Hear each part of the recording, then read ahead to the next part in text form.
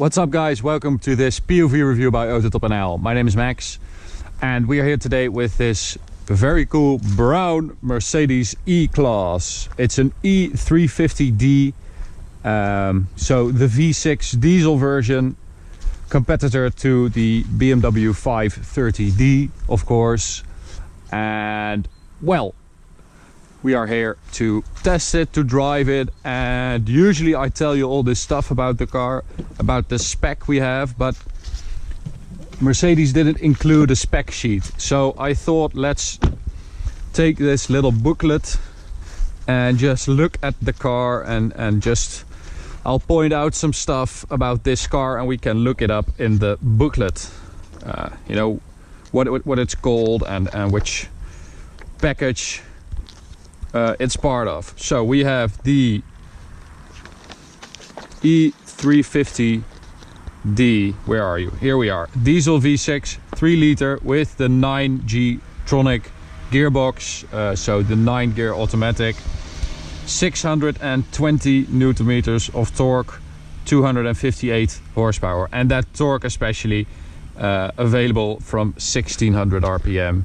That is really nice. 0 to 100 kph 5.9 seconds, top speed 250 kilometers an hour. So let's check it out. As you can see, it's brown, so let's start with that. It should be here, and there we have it. Cetin brown, Citizen brown, I don't know. But I do quite like it on the E-Class. I think it fits the E-Class very well, especially with those wheels. So these are AMG wheels or AMG line wheels, 20-inch. So let's take a look at the wheels and see if we can find them. AMG 20-inch. Yep, there they are. Okay, so I will elaborate further on the handling of the car later, of course, but because this car has the air suspension and the dynamic body control, it's very soft and floaty, but because you have those large rims with those flat tires around them, you do get something through the car when you hit a pothole or some hole in the road or whatever. But the suspension is really floaty, and the wheel, it gets quite a hit because of those big wheels and those flat tires, those skinny tires. So that's quite a weird combination. Let's check out the interior. I want to show you these seats, which are really comfy. Really great seats actually. Let me just show them to you first. So I think it's also part of that AMG line, because this car I think has the exterior and interior AMG line. We also have these AMG floor mats, but these seats are lovely. They are really firm, but very soft leather, beautiful with that stitching, and this is really big, so you really feel it's very snug. Without it getting uncomfortable, which is great. So let me just check if I can find the seats. That's the 43, 63. Oh, we're at AMG now. Stupid book. So I think these are the seats. Yeah, they are, and it's Napa leather, and it is an optional extra, even in the AMG line interior. But I can really recommend these seats because they are excellent. So rear space for the passengers is quite nice actually. And you can even use these buttons to operate that seat. So if I have Martijn driving me, I can just tell him that I want some more space, and he can do that for me. So let's take a look inside. We have this very nice dark wood, and those grains are sort of raised so you can feel it with your fingers. It's really nice. I think this is an AMG line steering wheel as well. We have those two screens as well, of course. Burmester audio, which is always very nice. But I do want to talk about this. This is the key for the new E-Class. Or new, it's been around for almost a year, but still. This looks like something out of the Fisher-Price catalog. And if you don't know what that means, Google it, because it's the only proper description I have for this key. I think it's really cheap, and especially when you compare it to a BMW 5 Series key, yeah, it's not that great. So let's go for a little drive. And well, of course I have shown this before, but let me just do a quick recap.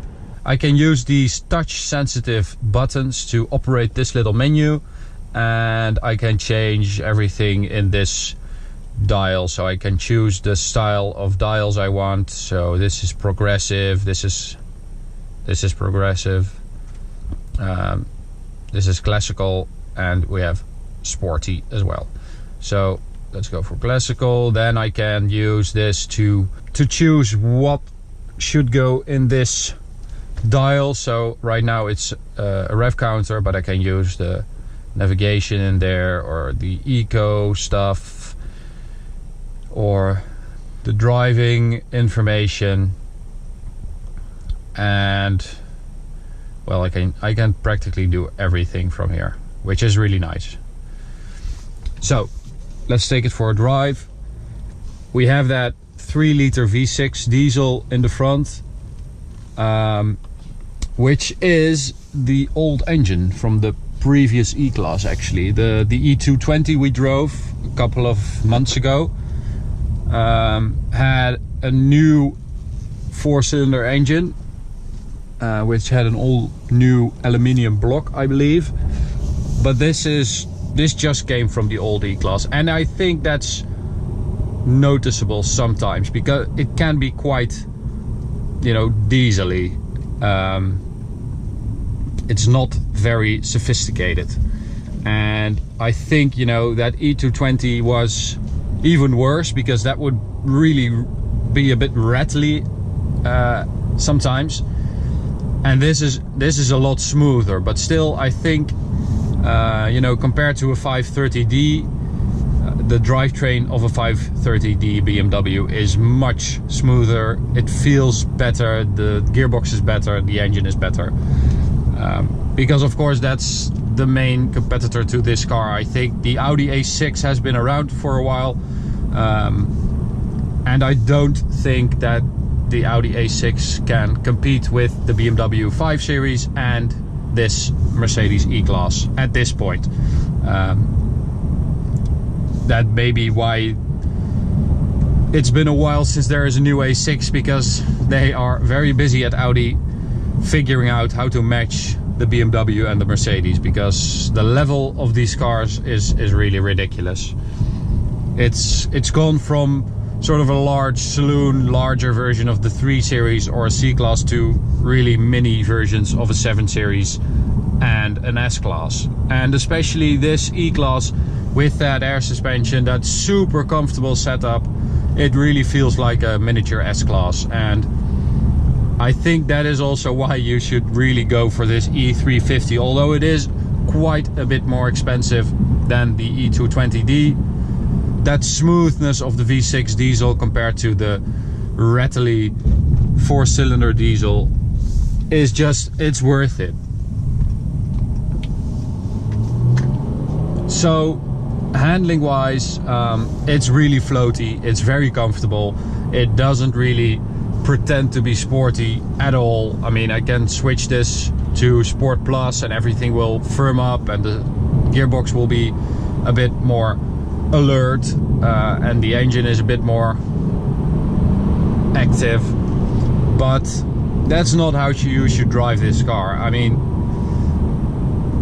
like I said, those big wheels, they look great, but you do feel some irregularities in the road. They come through it, and especially with potholes and stuff, you get a bang, and then the suspension sort of wafts after that. So I don't think that this car is at its happiest with this setup. I think you should go for a bit thicker tire, and then it would be really comfortable, because it's quiet. We just did an autobahn run, 253 or something, and it's quite quiet still. It's really relaxing, and well, that's really where this car excels. If you want a car that drives better and is more sporty, you should get a 5 Series with an MPEG. So we are going to do a comparison video of this and the BMW 530d, so stay tuned for that. I hope you enjoyed this video. You can subscribe by clicking on the little icon in the bottom right corner. You can follow us on social media. Just search for AutoTopNL and you will find us. Thanks guys, see you at the next one. Bye.